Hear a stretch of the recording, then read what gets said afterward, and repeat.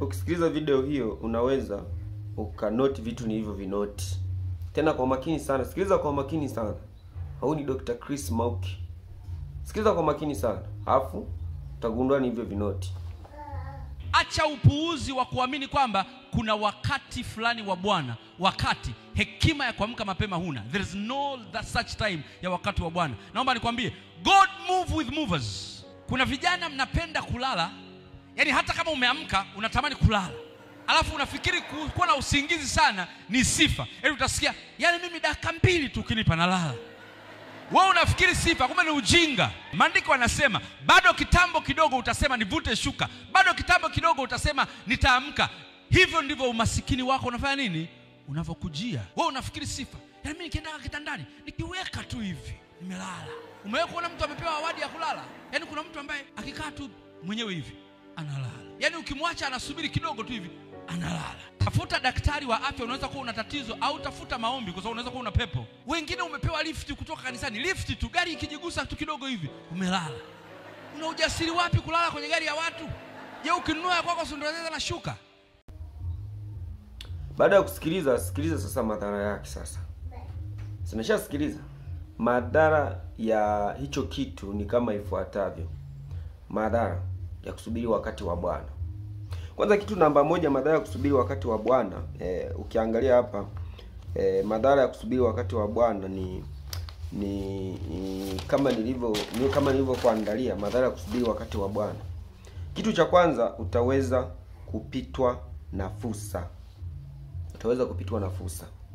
Kwa sababu wakati wewe unasubiri wakati wa Bwana, kumbuka kwamba kuna fursa ambazo zinapita. Na fursa hizo yaani mara nyingi fursa zinafanywa kimya kimya.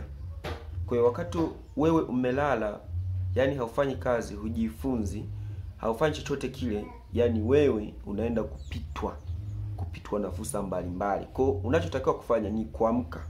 Fanya kazi kwa bidii, jifunze, elimika na jitofautishe na wenzako. Kwa ukiwa umelala, fursa zitakupita. Lakini madhara ya pili ni kulaumu hatima na Mungu bila sababu. Kwa hiyo wewe kama utakuwa umelala, utalaumu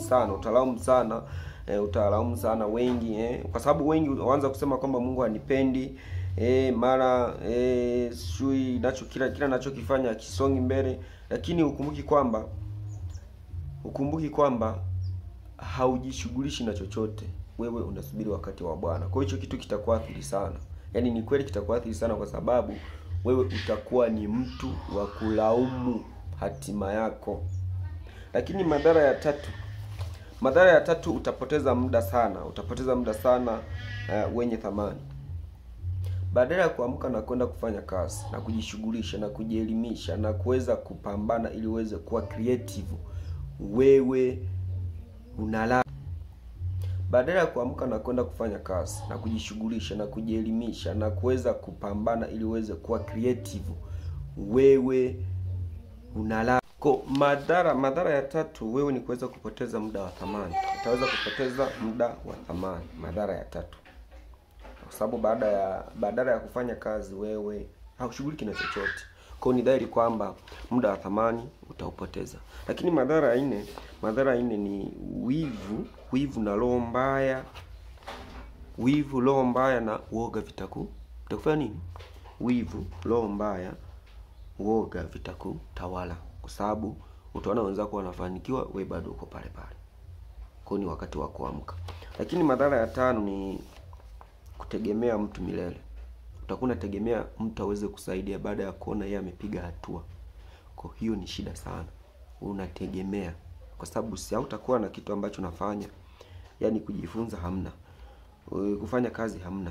Kila kitu wewe ni no, kwa sababu umeamka bado, umelala bado umelala. Kwa hiyo kama bado umelala, haya madhara utakumbana nayo. Believe me, niamini, utakumbana nayo, kwa sababu muda huwa haudanganyi. Muda ni mwalimu tosha katika maisha na kila kitu tunachokifanya. Lakini madhara ya 6 ambayo nimekuandikia hapa, utakuwa na njozi ya ndoto ya vitu ambavyo havitimii. Ndoto ya njozi ya vitu ambavyo havitimii, kwa sababu kila unachokipanga haukifanyi. Nasema kwamba wazo ni zuri sana likiwa in action, lakini ni baya sana likiwa katika nadharia. Kwa hiyo naweza nikakwambia kwamba jifunze kufanya kila ambacho ulikusudia ukifanya by action, na sio kuzidi kusimulia kwamba I plan to do this lakini sijaweza kufanya. Anza kufanya nao. Sasa ushauri wangu ambao umebeba somo kubwa kwamba usisubiri wakati wa Bwana ufike. Wakati wewe umelala, hujaamka, haufanyi kitu. Kwa unachotakiwa kufanya hapa, amka, jiandae, jifunze, jitambue, na sasa inatakiwa usali sana, kwa sababu ukiwa na Bwana mambo mengi yatatimia, lakini ukiwa unafanya kwa vitendo. Sio, umenipata? Sali sana, jiandae, jifunze sana na fanya vitu kwa vitendo. Hata Biblia inasoma, ukiangalia pale wa Tesalonike wa pili mstari wa Tesalonike wa pili mstari wa 3 hadi 10, inasema kwamba asiyefanya kazi na asile. Kwa hiyo ni muda wa kuamka na kufanya kazi, ni muda wa kujiandaa na kujifunza. Asante sana, endelea kusubscribe. Mimi naitwa Chief Mandevu, Robinson Mkiga Mandevu. Subscribe kwa mengine zaidi. Hapa tunajifunza na kuelimishana. Ukikaa karibu na hii channel utajifunza mambo mengi. Mimi nitakuwa na kuandalia summary na kuletea na kusogezea. Asante sana.